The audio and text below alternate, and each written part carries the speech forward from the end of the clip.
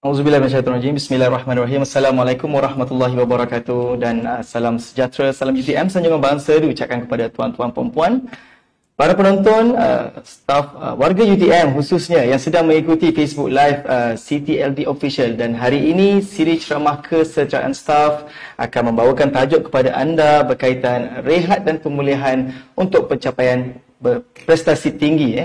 Dan bersama dengan saya seperti biasa, saya tidak keseorangan. Saya bersama dengan yang berusaha Dr. Hadafi daripada SATC.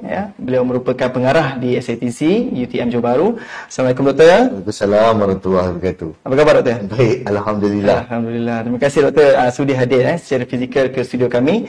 Dan Doktor, hari ini kita akan membincangkan berkaitan tajuk iaitu rehat dan pemulihan. Okey Doktor, selama 1 jam saya akan serahkan sesi ini kepada Doktor. Tapi sebelum tu seperti biasa tuan-tuan perempuan, suka saya tanya kepada penceramah apa intipati ataupun maksud yang tersirat ataupun sedikit intro berkaitan tajuk yang diberikan hari ini. Silakan Doktor. Badan kita ada Swiss. Okay. Swiss itu sangat penting untuk kita tahu dan faham tentang rehat dan pemulihan. Kalau kita tak faham tentang Swiss tu, dia boleh membawa kepada penyakit yang kronik. Itu bahasa yang mudah dipahami. Tuan-tuan perempuan, diharap tuan-tuan perempuan, para penonton warga UTM khususnya dapat memberikan sepenuh perhatian dalam apa saja yang akan disampaikan oleh penceramah kita. Jadi untuk itu tanpa berlengah masa selama 1 jam Doktor, kita akan berhenti jam 11 nanti. Saya serahkan sesi ini untuk disampaikan untuk Doktor sampaikan kepada kita semua. Silakan Doktor. Baik. Bismillahirrahmanirrahim. Assalamualaikum warahmatullahi wabarakatuh dan salam sejahtera semua.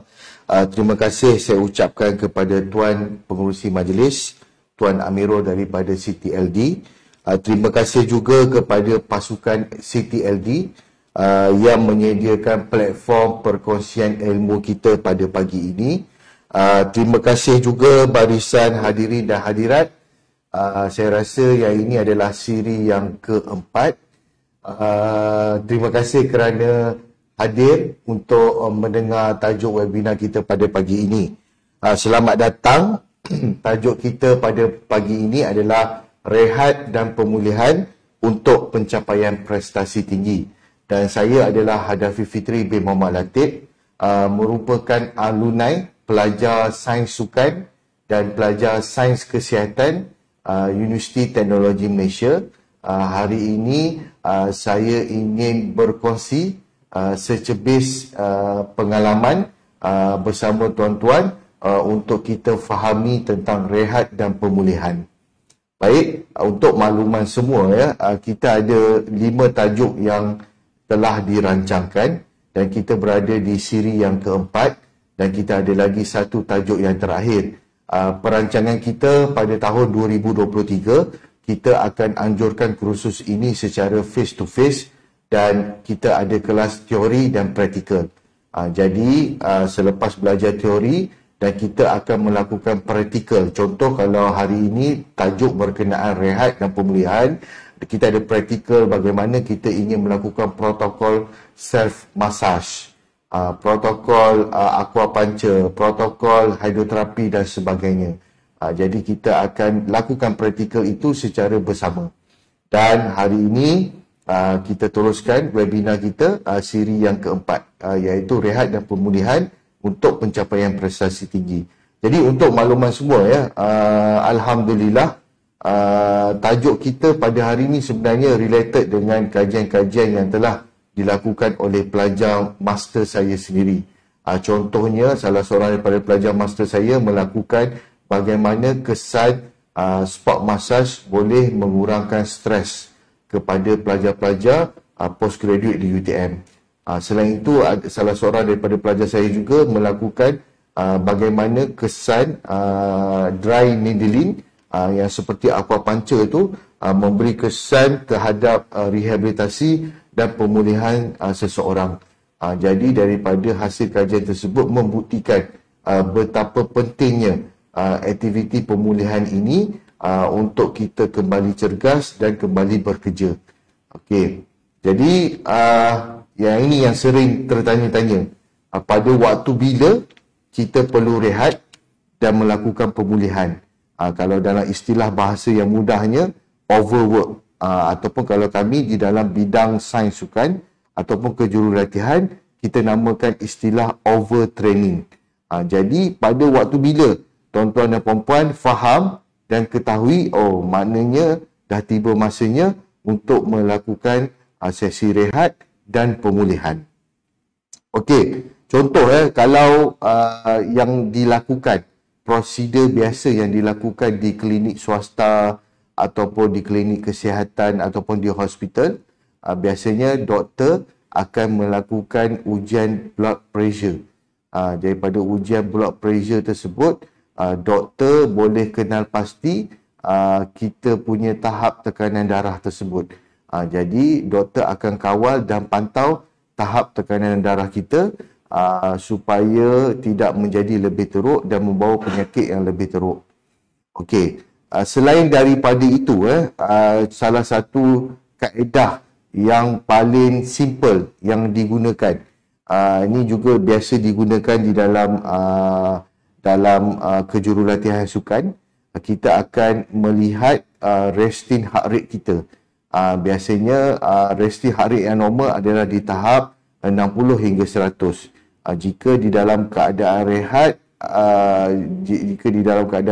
resting heart rate kita tinggi, bermakna ada sesuatu yang mungkin bermasalah dari sudut fisiologi tubuh badan kita. Jadi sangat penting untuk kita tahu. Jadi kalau kita ikuti program kita pada pagi ini secara fizikal pada tahun 2023, kita akan melakukan latihan secara praktikal bagaimana tuan-tuan dan puan-puan ingin mengukur tahap kardiovaskular tuan-tuan dan puan-puan dengan mengukur resting heart rate ataupun maximum heart rate tuan-tuan dan puan-puan.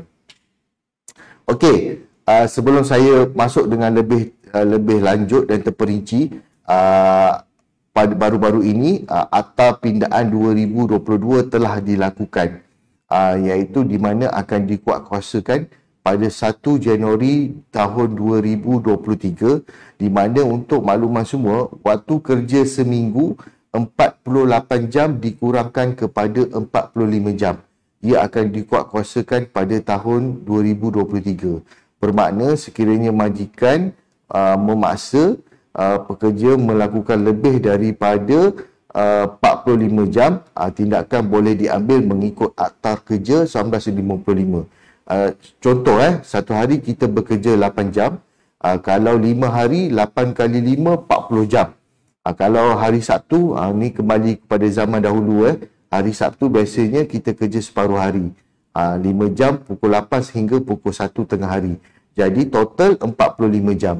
Dalam Akta Pindaan Kerja 2022 yang akan dikuatkuasakan pada 1 Januari 2023, tempoh kerja mesti dikurangkan kepada 45 jam. Sekiranya pekerja melakukan aduan, boleh diambil tindakan. Okey, yang ini gambar yang saya tampilkan pada hari inilah apabila kita bercakap tentang rehat dan pemulihan. Biasanya masalah ini berlaku, contoh bebanan kerja yang terlalu tinggi, ataupun kalau di gelanggang ataupun di padang, latihan sukan yang terlalu tinggi hingga menyebabkan burnout dan akhirnya atlet tersebut tidak meneruskan kerjaya sebagai atlet. Itu contoh. Dan ada 2 gambar kat situ, boleh lihat aktiviti massage dan aktiviti myofascial trigger point, di mana untuk menggunakan foam roller untuk mengurangkan tekanan dan bebanan tubuh badan fisiologi kita. Okey, ini contoh disebabkan tajuk kita pada hari ini, dan saya daripada bidang sains sukan dan sains kesihatan UTM, saya cuba relatekan perkara ini dengan sukan. Betapa pentingnya aktiviti recovery ni, sebab pentingnya untuk seseorang atlet untuk kembali pulih cergas semula dan kembali beraksi adalah sangat-sangat penting, kerana kita tiada pengganti dan mereka adalah harapan kita, dan kita perlu memberikan world class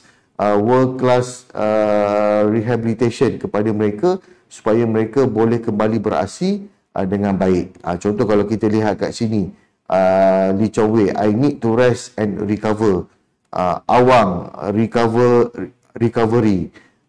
Dan ini semua adalah atlet-atlet yang ternama di Malaysia yang kita boleh lihat apakah aktiviti rehat dan pemulihan yang dilakukan oleh mereka. Okey, ini contohlah tahniah kepada, saya ambil kesempatan kepada sesi webinar ini, pasukan Argentina, perlawanan yang sungguh dramatik, di mana kat situ kita boleh lihat ya, dalam tempoh 90 minit hinggalah ke 120 minit, dalam tempoh tahap intensiti yang tinggi, mereka masih kekal cergas untuk bermain. Jadi bagaimana mereka boleh cergas untuk bermain dalam tempoh sebegitu. Jadi dekat situ yang kita boleh lihat dan belajar apakah kaedah dan formula yang diguna pakai di dalam sukan yang kita boleh aplikasikan dalam kehidupan kita. Okey, jadi nak bagi tahu hari ini penting untuk tuan-tuan dan faham tentang rehat dan pemulihan. Okey, saya ingin terangkan sedikitlah semasa saya belajar dahulu, ada beberapa prinsipal yang kita kena perlu faham lah. Jadi kita kena faham General Adaptation Syndrome yang dinamakan GAS, yang ditemui oleh Seil pada tahun 1956. Beliau mengatakan, however, prolonged and unmanageable stress lead to tissue damage, increased chance of disease in extreme cases to death. Jadi nak menunjukkan stres ini boleh hingga membawa kepada penyakit kronik. Jadi kita kena faham juga, kalau kita lihat dekat dalam gambar rajah Hensel teori pada tahun 1996, kalau aktiviti yang kita lakukan itu sama sahaja, tiada kelainan, tiada perubahan, tiada variasi, ia dinamakan sebagai pelatiau, di mana tubuh badan kita tidak ingin untuk menjadi lebih yang baik, dan akhirnya pelatiau tersebut boleh menyebabkan kita menjadi merudum, boleh juga menyebabkan kita ke arah burnout. Jadi sangat penting ya tuan-tuan dan puan-puan yang berada dalam program kita pada hari ini kena faham yang konsep pelatiau ni aktiviti yang sama, rutin yang sama. Contoh kalau dalam sukan ya, dalam sukan kita ambil mudah. Atlet tu dia dah boleh tahu dah. Hari ini jurulatih nak bagi apa, esok jurulatih nak bagi apa, lusa jurulatih nak bagi apa. Sebelum jurulatih datang, atlet itu dah tahu. Yang ini yang menyebabkan kepada pelatiau. Sebab tak ada variasi dalam latihan. Sama juga dari sudut bekerja. Sangat penting tuan-tuan dan puan-puan kena faham, kena variasikan dan kena pelbagaikan. Jangan sama sahaja rutin tersebut, kerana ia boleh membawa kepada burnout dan boleh membawa kepada penyakit kronik. Selain itu, fatigue yang berlebihan. Kalau tuan-tuan dan puan-puan lihat dekat gambar rajah tersebut, stress curve, bila kita dah terlalu overwork, dia boleh menyebabkan kepada exhaustion dan akhirnya menyebabkan breakdown kepada tubuh badan kita.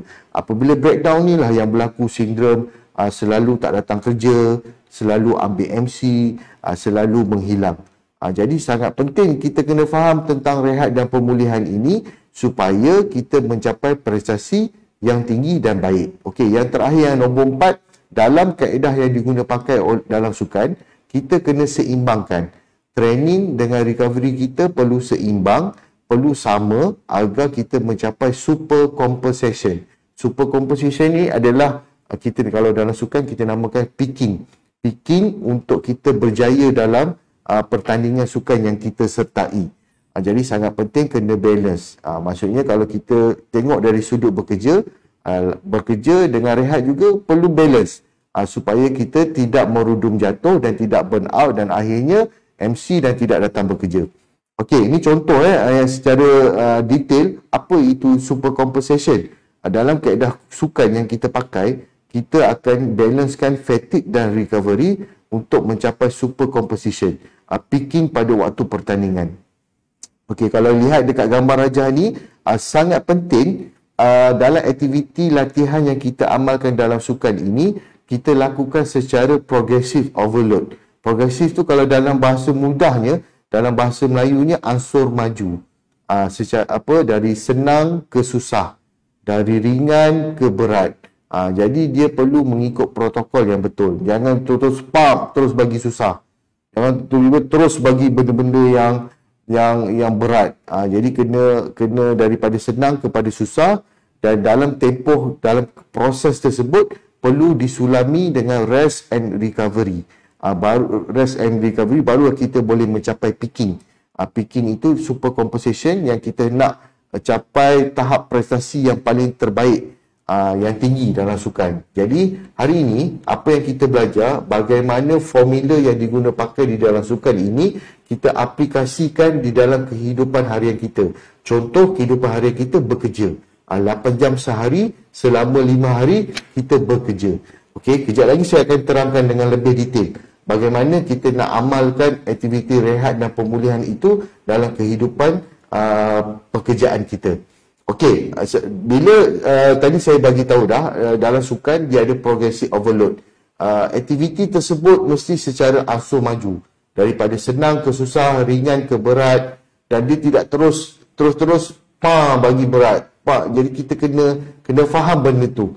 Jadi daripada situlah baru kita boleh mencapai tahap prestasi tinggi yang baik. Okey, ini contoh gambar raja paling mudah. Dari minggu ke minggu, daripada senang naik sikit minggu kedua, naik sikit minggu ketiga, naik sikit minggu keempat. Maksudnya dia tak ada terus-terus kita bagi susah. Contoh kaedah yang diguna pakai secara harian.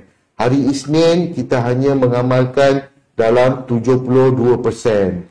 Hari Selasa dengan Rabu 80%. Hari Khamis kita amalkan 90%. Lepas tu hari Jumaat makin menurun, mengurangkan kadar latihan tersebut. Yang ini yang diguna pakai, formula yang diguna pakai dalam sukan, yang mana kita boleh amalkan supaya mengelakkan burnout, mengelakkan kepada MC, mengelakkan tidak datang bekerja dan masalah-masalah pekerjaan. Okey, contoh dalam sukan juga kita, kalau orang tu adalah orang yang baru, beginner, 2 hingga 3 latihan seminggu, intermediate 3 hingga 4 kali seminggu, advance 4 hingga 7 kali seminggu. Formula ini telah dilakukan kajian dan telah dikeluarkan. Maksudnya sebelum formula ini dikeluarkan, kajian telah dilakukan, telah membuktikan pentingnya untuk kita faham tentang progressive overload, untuk kita faham tentang stres, dan bagaimana overwork ataupun overtraining boleh menyebabkan kepada burnout. Okey, sama saja penerangan tentang progressive overload. Okey, jadi dalam sukan, cara untuk kita mengelakkan keletihan yang melampau, semua orang yang dalam ni semua orang tahu tentang aktiviti bersenam. Selepas kita bersenam, kita ada warming up, kita ada cooling down. Dan selepas bersenam, kita akan melakukan cooling down. Kenapa? Kenapa kita melakukan cooling down? Untuk pengetahuan semua, tubuh badan kita akan mengeluarkan asid laktik. Selepas kita dah buat senaman ringan semua, dia akan mengeluarkan asid laktik. Asid laktik tu kalau kita tak kawal, bila kita balik petang tu, contoh kita kerja 8 sampai 5, 5 sampai 7 kita bersenam. Tapi kita habis-habis senam tu kita terus balik. Kita tak melakukan cooling down. Malam tu confirm. Sebab kita tak mengurangkan asid laktik dalam badan kita. Jadi malam tu memang kita dah tak sentuh benda-benda lain. Kita terus nak tidur saja. Jadi tak produktif lah. Jadi perlu kita faham untuk mengurangkan asid laktik dalam badan, kita melakukan cooling down. Okey. Jadi macam mana kita nak tahu asid laktik dalam badan kita ni ada banyak ke, ada sikit ke, macam mana? Jadi sebenarnya ada alat yang boleh mengukur tahap asid laktik dalam badan kita. Jadi kalau dalam sukan, selepas melakukan latihan selama 3 jam, 2 jam ataupun 1 jam, kita boleh mengukur tahap asid laktik seseorang dalam badan dengan menggunakan alatan sedia ada. Daripada situ kita boleh tahu seseorang itu tahap penat dia bagaimana. Jadi sangat penting dan tuan-tuan dan puan-puan kena tahu betapa pentingnya warm up dan cooling down dalam sukan untuk mengurangkan asid laktik dalam badan. Okey, kita terus masuk kepada rehat dan pemulihan untuk pencapaian prestasi tinggi. Biasanya dalam teori Maslow hierarchy of needs. Yang ni masa saya belajar dahulu sebagai pelajar Fakulti Pendidikan UTM, perkara ini sentiasa ditekankan di dalam subjek psikologi pendidikan.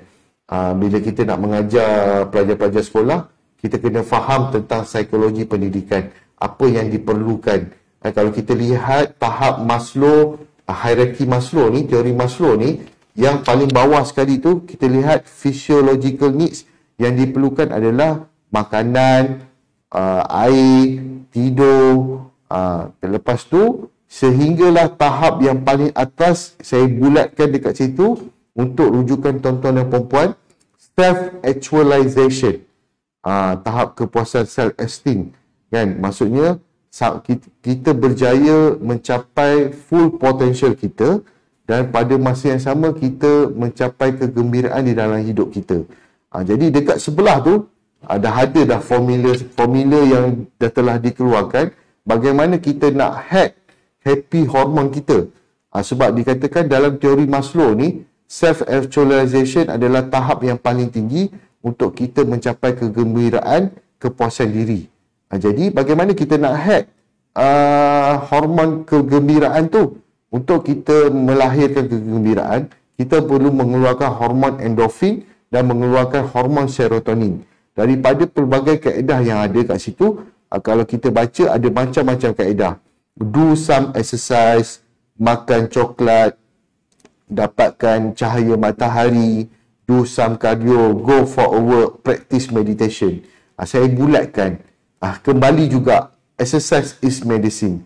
Jadi untuk mengeluarkan hormon kegembiraan, endorfin dan serotonin, kita perlu melakukan exercise, barulah kita boleh mencapai tahap self-actualization, iaitu mengeluarkan hormon kegembiraan. Jadi sangat penting kita faham benda ni. Jadi exercise is medicine, kita tidak dapat lari, menjadikan badan yang penat lebih bertenaga kerana ia melepaskan hormon endorfin ke dalam darah. Sedikitlah saya bertuah, semasa saya belajar dahulu, saya menjalani latihan praktikal di Institut Sukan Negara di bahagian Sports Medical Unit. Di bahagian saya itu, saya sendiri lihat bagaimana Pandalela Renong, bagaimana Daniel Bigo, bagaimana Lee Chong Wei melakukan aktiviti rehat dan pemulihan untuk mencapai tahap prestasi yang paling tinggi dalam sukan. Jadi hari ini saya nak kongsi apa yang dilakukan oleh Institut Sukan Negara dalam memastikan atlet-atlet negara kita, atlet-atlet kebangsaan kita mendapat rehat dan pemulihan pada tahap yang paling terbaik. Kalau tuan-tuan dan puan lihat kat situ, ada gambar Zakwan Adha kat situ. Pada waktu itu beliau sedang mewakili JDT. Ini kisah 10 tahun yang lalu. Beliau mengalami kecederaan dan JDT hantar beliau ke Institut Sukan Negara untuk mendapatkan rawatan pemulihan segera untuk beliau kembali beraksi dan kembali mencapai tahap prestasi tinggi. Ini yang unit dia, department dia, cawangan fisioterapi dan rehabilitasi sukan. Saya menjalani latihan industri di sana. Dan hari ini saya ingin berkongsi kepada tuan-tuan dan perempuan bagaimana mereka menyediakan aktiviti rehat dan pemulihan untuk mencapai prestasi tinggi. Mereka mempunyai klinik room, gym fisioterapi, sauna room, ice bath room, sport massage room, ambulance medicine unit. Tidak kurang juga dengan UTM. Kita mempunyai klinik kesihatan, klinik kaunseling, kita juga mempunyai gym. Dan cuma kita kena tahu bagaimana untuk kita melakukan aktiviti tersebut untuk mengelakkan kita overwork ataupun overtraining yang boleh membawa kepada burnout. Ini contoh rehabilitasi unit di Institut Sukan Negara. Itu gambar rajah dia, gambar-gambar atlet sedang menjalani aktiviti rehat dan pemulihan. Untuk pengetahuan semua, saya cerita sikit bagaimana atlet rehat dan pulih. Walaupun atlet tersebut selepas menjalani operasi lutut, beliau masih tetap terus kena melakukan exercise untuk memastikan tahap kecergasan beliau sentiasa dalam keadaan baik. Kalau beliau menjalani pembedahan lower body, beliau perlu melakukan exercise senaman di bahagian upper body. Kalau atlet tersebut mengalami pembedahan di bahagian upper body, beliau tetap meneruskan exercise mereka di bahagian lower body tanpa berhenti. Jadi sangat penting ini faham, untuk mengekalkan kecergasan, mereka tetap meneruskan aktiviti pemulihan. Kalau operate di lutut, mereka kena lakukan exercise di bahagian upper body. Okay, jadi kena faham kat situ. Bermakna pemulihan tetap berjalan walaupun selepas menjalani pembedahan lutut ataupun pembedahan yang lain. Ni gym untuk rehabilitasi, hydroterapi room di Institut Sukan Negara, aquaterapi. Pada waktu itu aquaterapi ni baru diperkenalkan di Malaysia. Dia adalah aktiviti senaman dan exercise yang dilakukan di dalam air. Kenapa aktiviti ini sangat penting? Kerana dia mengurangkan rintangan. Jadi sekiranya seseorang atlet itu mengalami kecederaan, mengalami operation dan sebagainya, mereka tetap akan meneruskan exercise di dalam air. Kerana dengan exercise di dalam air, rintangan dapat dikurangkan dan air itu boleh memberi sokongan kepada atlet untuk melakukan exercise. Jadi nak bagi tahu dekat sini bagaimana Institut Sukan Negara memastikan rehat dan pemulihan atlet pada tahap yang paling tertinggi. Walaupun mereka cedera, mereka tetap terus mengekalkan kecergasan mereka dengan mengurangkan risiko dengan memberi aktiviti di dalam air. Memberi aktiviti upper body ataupun lower body yang tidak ada kaitan dengan tempat yang cedera. Okey, ini contoh di mana pasien tersebut beliau juga merupakan bekas pemain Malaysia, mewakili JDT dan mengalami kecederaan. JDT pada waktu itu masih belum lagi menyediakan pusat pemulihan, tengah dalam proses. Sementara itu Zakwan Adha dihantar di Institut Sukan Negara untuk menjalani rawatan pemulihan. Ini antara contohlah kecederaan lutut, pembedahan lutut yang dilakukan oleh beliau, latihan exercise yang dilakukan pagi dan petang tetap diteruskan dalam untuk memastikan kecergasan beliau sentiasa berada dalam keadaan baik. Ini contoh protokol-protokol yang telah disediakan oleh Institut Sukan Negara untuk atlet yang mengalami kecederaan. Okey, ini contoh alat yang kena ada apabila melibatkan rawatan dan pemulihan. Upper body testing, lower body testing, therapeutic modalities, ultrasound. Yang ni saya rasa di klinik kesihatan, di lab-lab tertentu di dalam UTM pasti ada dalam mengurangkan muscle fatigue seseorang atlet. Okey, contoh yang ni di Institut Sukan Negara di mana pegawai fisioterapi Encik Faizul melakukan ultrasound kepada atlet angkat berat Malaysia. Okey, ni contoh gambar melakukan aktiviti ais. Ni gambar di Institut Sukan Negara, ada satu ruang di mana ais diletakkan di kawasan tersebut. Atlet boleh datang ambil ais tersebut pada bila-bila masa. Biasanya mereka akan ambil ais tersebut selepas latihan. Mereka akan pastikan meletak ais di bahagian yang sakit ataupun di bahagian yang lenguh. Ni gambar contohlah pentingnya mereka melakukan cardio exercise walaupun mereka mengalami kecederaan. Pada waktu itu aktiviti pada zaman dahulu dinamakan aquapuncture, tetapi diperkenalkan dry needling yang terbaru, jarumnya lebih nipis berbanding aquapuncture dan diamalkan untuk aktiviti myofascial trigger point untuk mengurangkan tahap lenguh badan seseorang atlet. Ini contoh gambar raja dan pada waktu itu dalam 10 tahun yang lepas mereka bercita-cita untuk membeli anti-gravity treadmill. Apa yang Tuan Amirul faham kenapa perlu anti-gravity treadmill ni? Saya tak pastilah, doktor. Pernah dengar tak? Saya tak pernah dengar. Okey, anti-gravity treadmill ni bila lepas operation, lutut ke ankle ke, orang tu dia tak boleh exercise kan? Okey. Sebab dia masih lagi dalam keadaan yang belum cergas lah. Okey. anti-gravity training ni, apabila orang tu masuk dekat dalam tu, dia seolah berjalan di atas bulan. Okey, ataupun macam kita dalam laut lah. Ya, dalam air. Maksudnya Dia mengurangkan rintangan. Okey. Dia mengurangkan rintangan walaupun dalam kan. keadaan yang masih belum cergas, atlet tersebut masih boleh melakukan exercise. Okey. Jadi akhirnya 10 tahun mereka, saya ingat lagi semasa praktikal di sana, mereka mengeluarkan quotation untuk mendapatkan harga AlterG tersebut, dan akhirnya mereka dah ada di Institut Sukan Negara. Dan AlterG ni dalam Malaysia hanya ada di ISN, di JDT, di Pusat Rehabilitasi JDT, dan lebih kurang ada 3 atau 4 tempat sahaja kerana mahal. Jadi nak bagi tahu benda ni kalau ada rare, dia sangat mahal. Dan tapi walaupun dia mahal, tapi fungsi dia sangat baik untuk atlet mengekalkan kecergasan mereka. Ini contoh apabila selepas mereka melakukan operation lutut ataupun ankle, mereka akan melakukan aktiviti muscle imbalance rehab.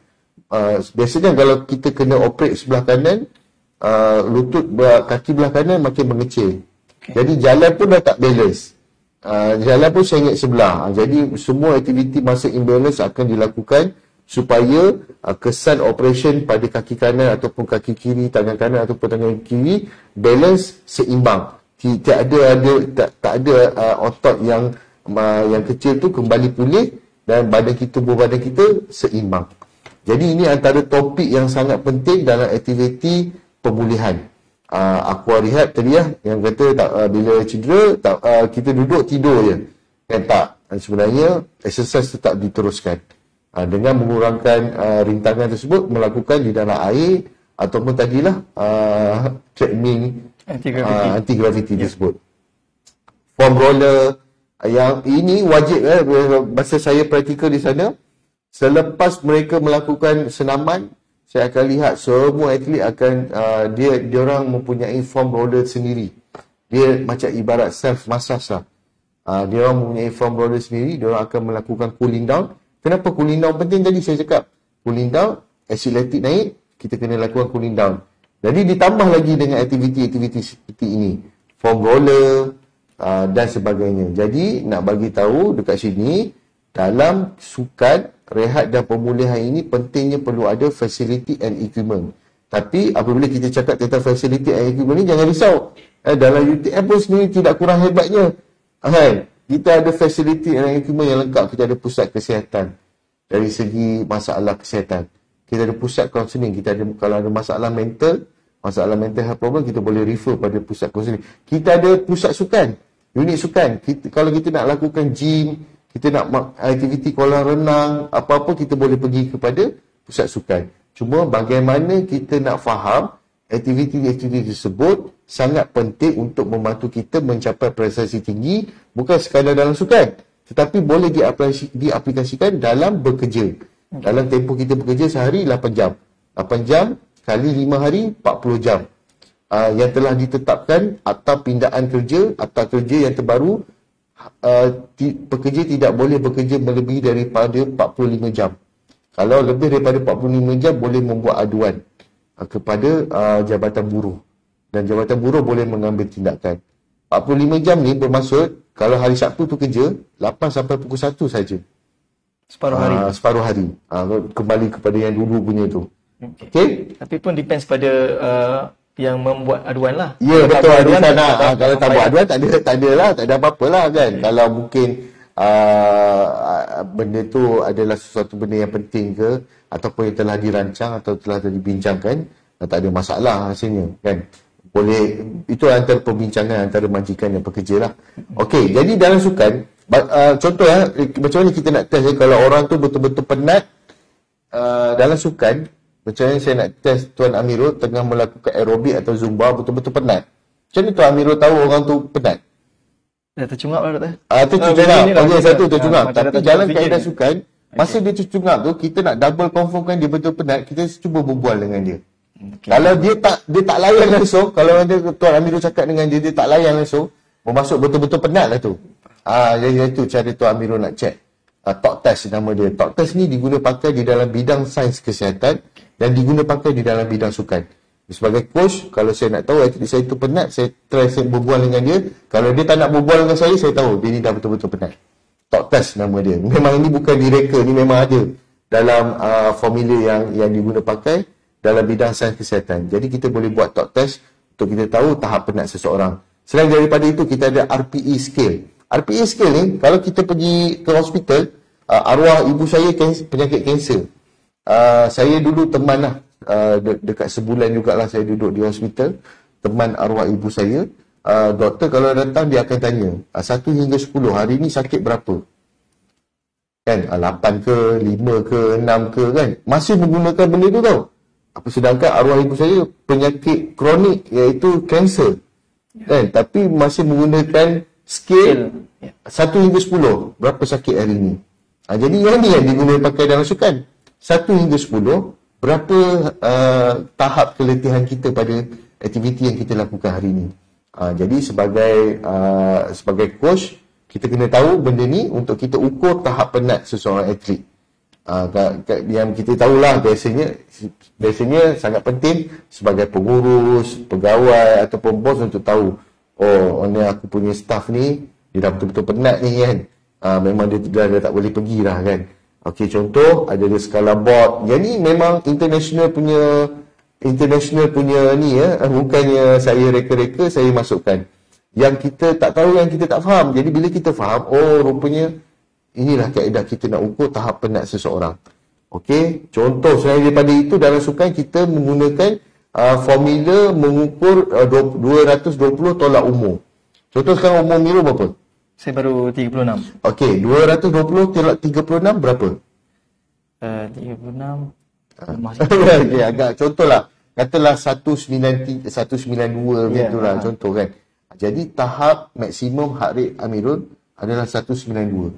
Okay. So lepas buat exercise Zumba tu, terus ukur. Ukur kira lebih tak daripada 192. Kalau lebih, bermaksud lebih daripada tahap yang sepatutnya.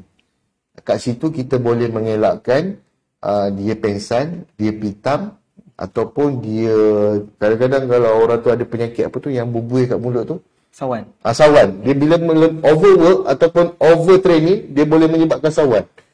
Boleh macam tu kan. Jadi sangat penting sebagai maksudnya seorang. Sawan tu possibility tu kepada semua orang tu ada ke ataupun tak. Sawan tu biasanya berlaku pada orang yang ada penyakit. Memang tu. Ada. Jadi kadang-kadang ni biasa berlaku dalam sukan. Bila dia tak inform dekat kita, dia ikut aktiviti tersebut. Jadi bila aktiviti itu terlebih daripada kemampuan dia, boleh menyebabkan kepada sebegitu rupa. Kalau orang biasa, dia akan pitam ataupun pengsan. Dia tolong saya nak ni, dia akan panggil. Okay.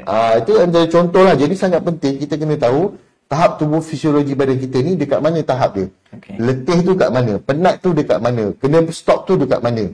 Jadi ini hari ini saya kongsikan semua formula-formula yang ada yang kita kena tahu dan kena faham dekat mana tahap penat kita, dekat mana tahap letih kita dan dekat mana kita perlu berhenti. Okey, saya terus sambung. Ini contohlah formula yang ada dah.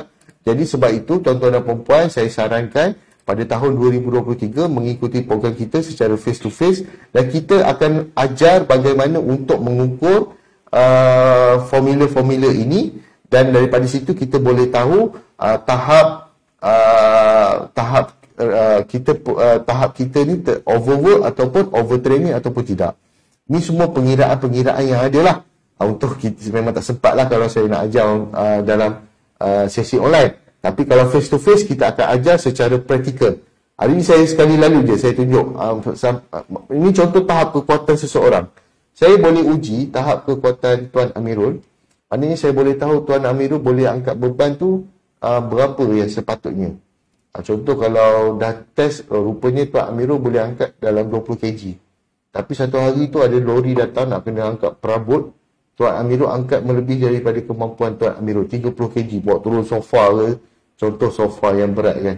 Okay. Kat situ kita boleh mengelakkan perkara tersebut. Jadi dalam sukan pun sama.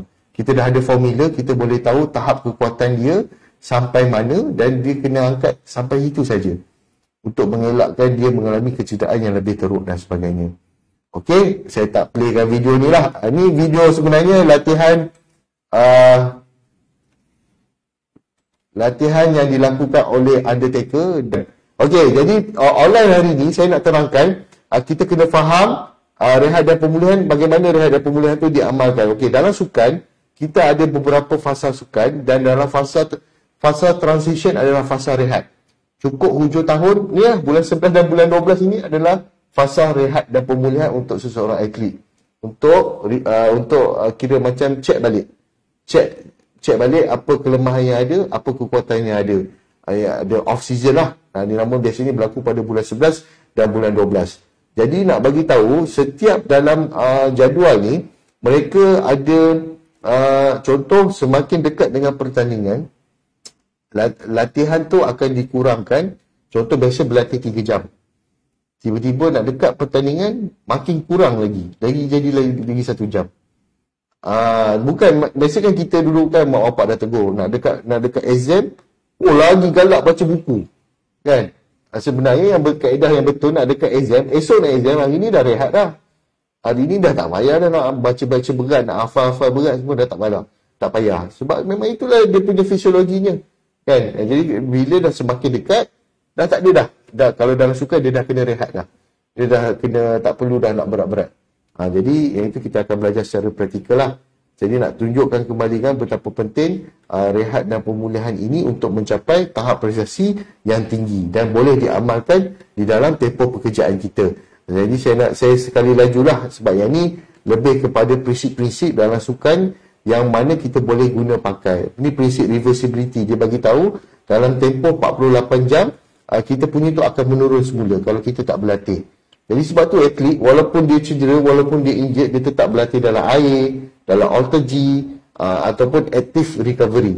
Active recovery tu slow jog, long slow distance, tetap teruskan. Okey. Saya terpaksa lajukan sebab saya nak fokus kepada bahagian pekerjaan.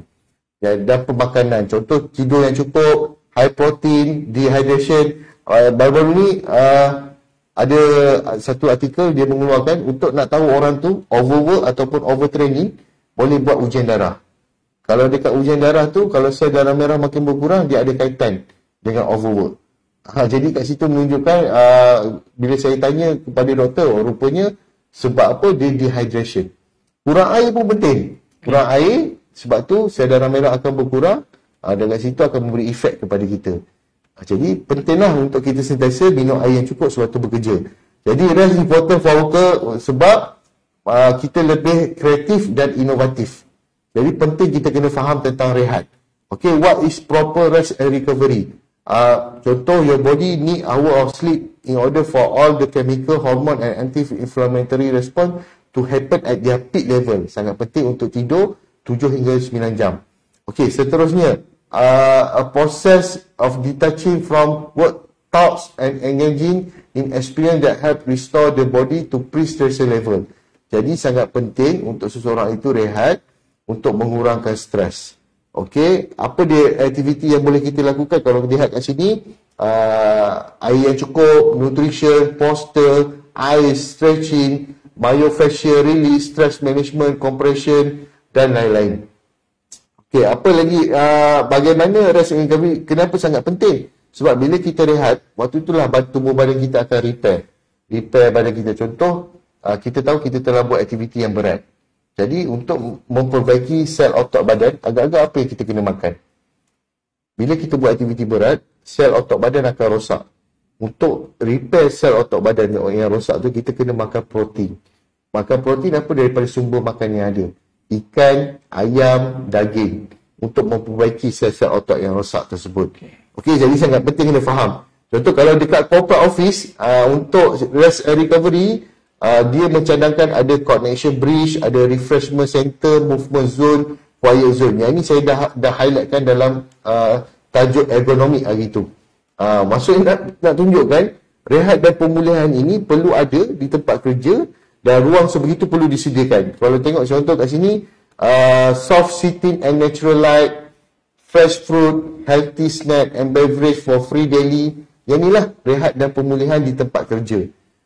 To massage, yoga and stretching. Kan nak cari tempat massage dekat dalam latihan, ada. Rasanya ada? Tak ada kan? Jadi kita sediakan kerusi massage. Jadi kena tambah lagi kursi-kursi masak yang ada kat dalam UTM ni.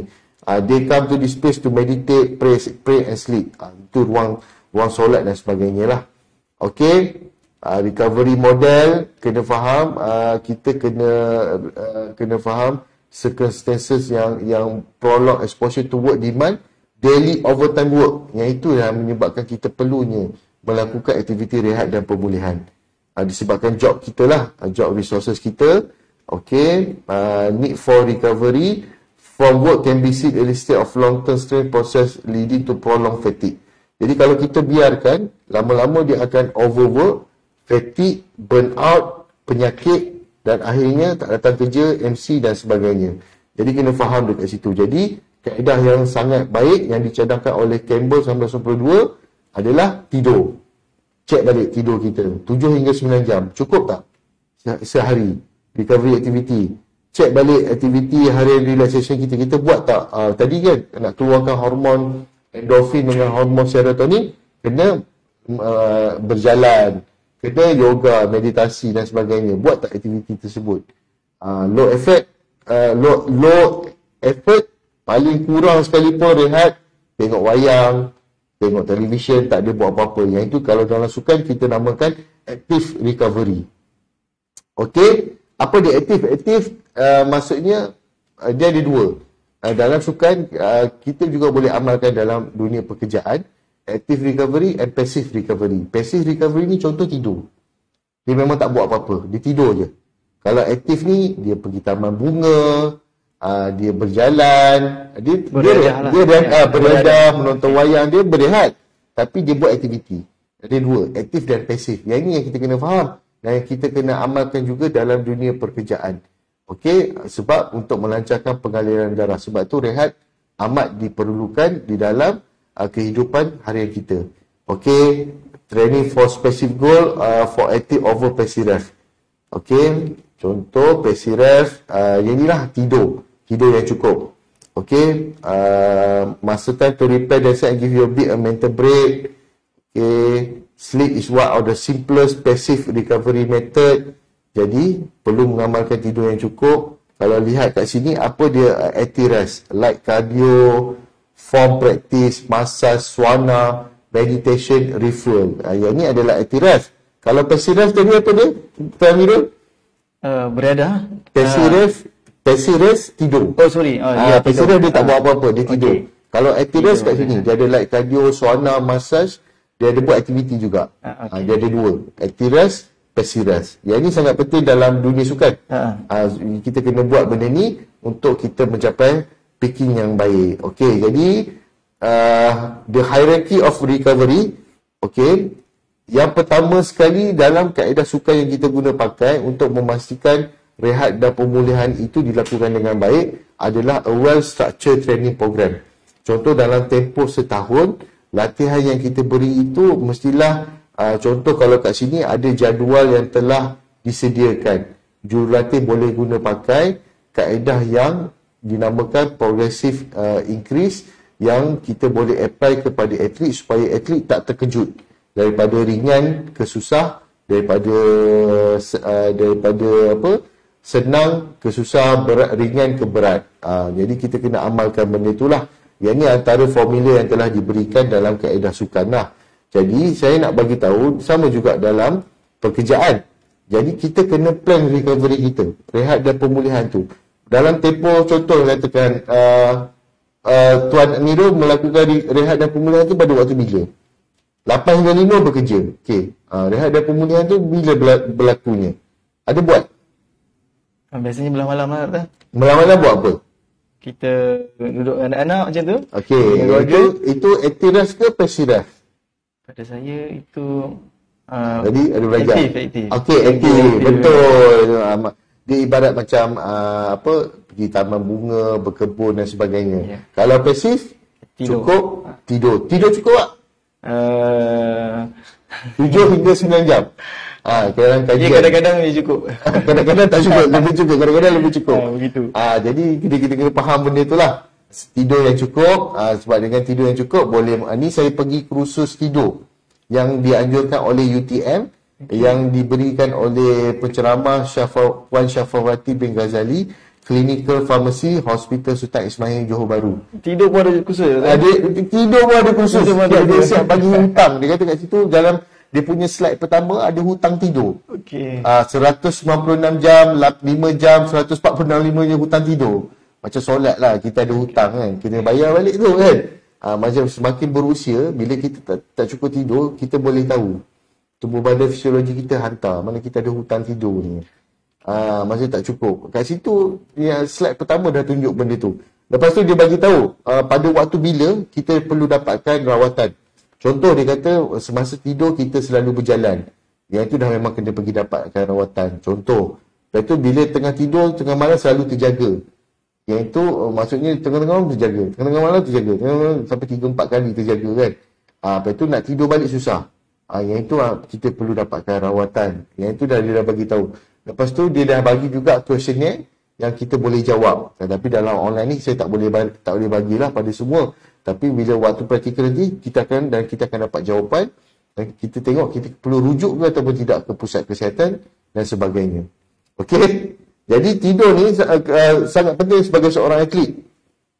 Dia nak perform esok, dia kena tidur. Kalau dia tak tidur, dia tahu esok akan memberi kesan kepada sukan dia. Contoh agak-agak apa yang akan berlaku kalau atlet tu, dia pergi bertanding tak cukup tidur, agak-agak rasa apa yang berlaku esoknya? Rasa badan tak fit lah. Badan tak fit. Yeah. Lepas tu dia akan Performance dia down lah. Performance dia down. Okay. Lepas tu dalam fisiologinya dia akan mudah cramp. Okay. Sebab dia tak cukup tidur, kan badan dia akan mudah cramp. Antara punca dia tak cukup tidur. Jadi biasanya kalau dia kerap cramp, saya akan tanya dia, malam tadi tidur cukup ke tak cukup?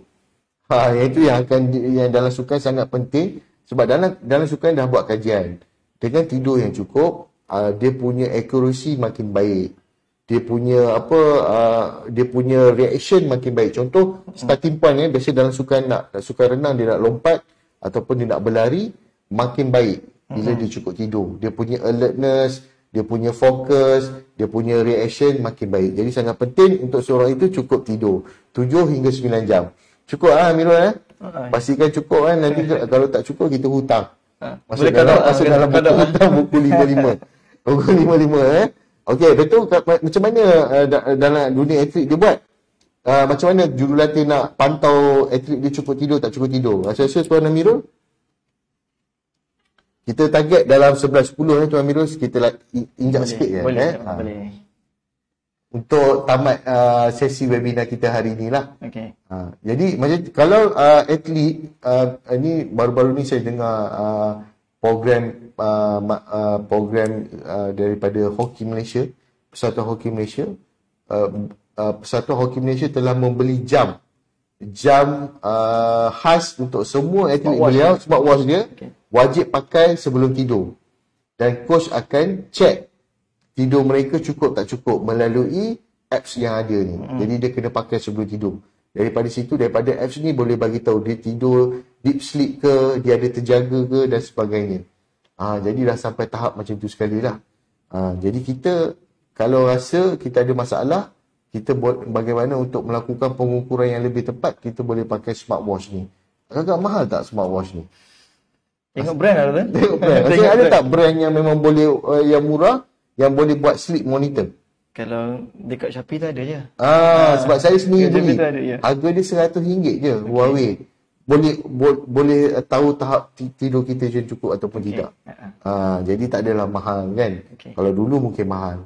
Okey, macam mana kita nak tahu tidur kita tu berkualiti atau tidak? Kita kerap terjaga ke? Lepas tu kita nak tidur balik senang ke ataupun susah? Lepas tu kita dah masuk katil, kita nak tidur tu tak boleh dekat 2 jam, 3 jam tak boleh nak tidur. Jadi kat situ kita boleh tahu kita ada masalah ataupun tidak. Jadi bila tadi saya cakap saya pergi kursus tidur tu kan. Once kita dah tahu ada benda tu, bermaksud kita kena buat apa tadi Tuan Amirul? Kena pergi rujuk hospital ataupun pusat kesihatan. Bermakna kita ada masalah. Kita kena cek balik fisiologi tubuh badan kita ada masalah. Kalau kita susah nak tidur, kita kerap terjaga di waktu malam, dan apabila terjaga di waktu malam kita nak tidur balik pun susah. Jadi kena pergi cek. Itu dalam kursus tidur yang diberikan oleh pakar hospital lah. Okey. Jadi sangat baiklah. Ini adalah pengukuran dia. Jadi kita akan belajar dalam kelas face to face lah. Disarankan untuk mengikuti anjuran CTLD kelas face to face bersama nanti. InsyaAllah. Okey, dan tidur ni juga ada analisis test dinamakan polysomnography yang boleh test lah tahap tidur kita ni, tidur yang baik ataupun tidak dan sebagainya. Okey, ni contoh result-result kajian yang telah dilakukan dalam polysomnography. Dia boleh tengok brainwave, eye movement, heart and breathing rate, frequent leg movement dan sebagainya untuk mengenal pasti kita ni ada penyakit tidur ataupun tidak. Okey. Ni semua tentang tidur. Okey, yang seterusnya untuk rehat dan pemulihan, nutrition. An important aspect of nutrition is hydration. Tadi saya cakap kalau tak cukup air, sel darah merah kita akan berkurang di dalam badan. Dekat situ kita boleh tahu kita ada masalah. Jadi sangat penting tidur yang nutrition yang cukup, air yang cukup. Contoh, kalau dalam sukan, kalau esok kita tahu kita nak bertanding satu hari daripada 8 pagi sampai 5 petang kita ada tournament. Kan, malam tu kita dah lakukan aktiviti carbo loading nama dia. Malam tu kita dah makan karbo banyak-banyak sebab kita tahu 8 pagi hingga 5 petang kita akan bersukan. Sama juga kalau dalam dunia pekerjaan. Kalau kita tahu esok kita kerja berat. Esok aku akan ada aktiviti yang berat ni 8 pagi sampai 5 petang ataupun 8 pagi sampai malam. Semua staff saya dikehendaki masuk team building. 8 pagi sampai 10 malam memang confirm tak tidur punya.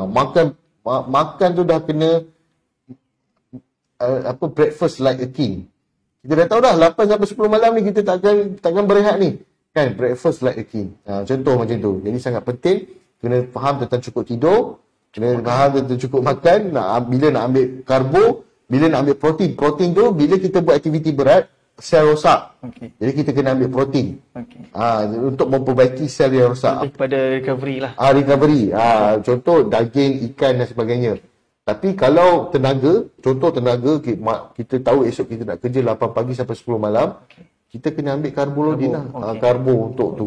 Okey. Jadi kita faham dalam sukan dia dah memang ada lah yang kita belajar tentang ni untuk kita mencapai tahap performa yang tinggi. Okey, seterusnya mental and emotional stress sangat penting untuk mengurangkan stres. Jadi sebab kita kena faham bila kita terlalu letih boleh membawa kepada breakdown, boleh membawa kepada burnout. Jadi elakkan, jadi maksudnya sebelum kita fatigue tu, bila kita tahap paling letih kita dah kena stop. Ada tak? Rasa tahu tak nak tekan switch stop tu macam mana? Kan? Rasa pernah tak berada betul-betul lah, memang betul-betul overwork? Dalam kerja tu saya setakat ni masih boleh kawal lah. Masih boleh kawal lah. Macam kita masuk sukan lah. Rasa lah macam tu. Betul. Dalam sukan kita boleh biasanya terus tombang rasanya macam dalam sukan tak boleh nak bangun. Rasa nak tumbang terus kan. Sebab dalam orang yang terlibat dalam sukan dia faham dekat mana yang dia akan sampai tahap tu yang dia perlu berhenti. Sama juga kita kena apply dalam dunia pekerjaan kita. Ada tempoh masa kita perlu rehat. Okey, kita kena kita dah nak habis. Saya target 11-10 minit kita akan tamat. Seterusnya untuk rehat dan pemulihan melakukan fisioterapi dan masaj. Sebab tu masaj ni dalam kajian telah terbukti ya, dan kajian yang telah dilakukan oleh student saya sendiri, dia cek jantung dengan melakukan selepas masaj didapati dapat mengurangkan stres. Dan telah terbukti juga dalam kajian-kajian lepas memang sport massage melancarkan pengaliran darah dan dapat mengurangkan stres dan dapat meningkatkan tahap produktiviti badan kita. Okey, fisioterapi teknik contoh yang boleh buat ultrasound, dry needling, hydroterapi dan sebagainya. Okey, sangat penting untuk atlet berjaya melakukan fisioterapi. Yang ni yang tadi saya tunjukkan mana rendam air di dalam air sejuk, rendam di dalam air panas. Kairoterapi dalam dunia sukan, kairoterapi ni sangat penting lah. Tapi untuk kita, orang awam ataupun dunia pekerjaan, kalau kita tahu hari tu kita seharian berdiri. Kan? Dulu saya pernah bekerja di Jaya Jasco sebelum ditukar nama Aeon. Jaya Jasco ni adalah daripada company Jepun. Jepun ni sangat terkenal dengan disiplin. Jadi saya bekerja di dalam Jaya Jasco, saya tidak dibenarkan untuk duduk. Okay. Bayangkan kalau saya kerja 8 sampai 5 petang saya tak duduk. Duduk sikit pun tak boleh. Dan memang itu syarat dia. Dan memang itu protokol dia. Jadi agak-agak malam tu bila saya balik, saya rendam kaki saya dalam ais. Itulah kaedah dia, tak semestinya kena buat seluruh badan dan sebagainya. Okay. Sebab Jepun punya protokol dia tak boleh duduk, dia macam tu lah, disiplin diutamakan. Okay. Itu waktu masa zaman-zaman belajar dahululah. Okay, kajian-kajian lepas, buku yang membuktikan tentang pentingnya hidroterapi. Kalau tak ada hidroterapi ni, agak tadi apa yang awal-awal tadi, aquaterapi kan. Hidroterapi tak semua orang boleh akses, mahal kan, sebab dia boleh kawal suhu sejuk dan panas. Kita boleh pergi ke mana-mana kolam renang yang ada. Jadi yang itu dinamakan sebagai aquaterapi. Okey, everything else apa yang ada, yoga macam tadi bersama anak-anak, tengok television, yang itulah aktiviti yang dinamakan sebagai active recovery. Okey, contoh ni kajian-kajian yang membuktikan the effectiveness of adrenaline. Okey, 5 tips utama baca buku, hot or cold therapy, light massage, take a nap, dan terakhir go for a walk 15 hingga 20 minit. Ini tak semua orang boleh bersukan, Tuan Amirul, betul? Okay, betul. Kan, tak semua orang yang terlibat dengan sukan. Jadi boleh berkebun, boleh menanam bunga, ambil masa berjalan 15 hingga 20 minit sehari. Okey, kalau lihat kat sini, untuk mencapai tahap prestasi tinggi dalam sukan, training, rest and recovery, nutrition. Jadi untuk capai tahap normal, ketiga-tiga ini perlu dilakukan secara bersama. Jadi untuk rehat dan pemulihan, untuk pencapaian prestasi tinggi, rest and recovery, nutrition dan training. Training tu bekerja lah. Kalau kita bekerja 8 jam, kita bekerja, mesti datang rest and recovery dan mesti cukup nutrition. Dan ni akhirnya, avoid overtraining, dalam bahasa mudah, avoid overwork, dan thank you for your attention. Jadi itulah tajuk saya, rehat dan pemulihan. Disebabkan saya daripada bidang sains sukan dan sains kesihatan UTM, saya cuba relatekan apa yang dilakukan oleh orang-orang warga sukan untuk mencapai prestasi tinggi. Saya relatekan di dalam dunia pekerjaan. Dengan itu saya serahkan semula kepada Tuan Amirul. Okey, alhamdulillah, terima kasih Dr. Sama juga. Kita ucapkan terima kasih banyak-banyak kepada penceramah yang berusaha Dr. Hadafi atas perkongsian yang saya kira cukup menarik. Komen saya terima pun kat sini pun kata menarik tajuk ni. Terima kasih pada tuan-tuan perempuan yang sudi bersama sehingga ke hujung rancangan kita ni.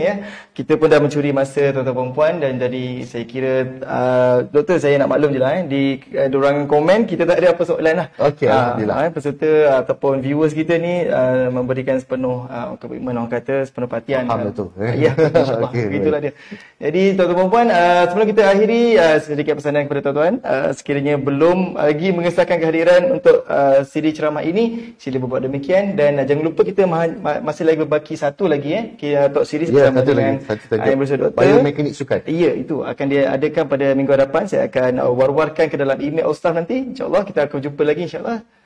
Untuk itu doktor, kita akhiri dengan Assalamualaikum warahmatullahi wabarakatuh. Terima kasih, jumpa lagi.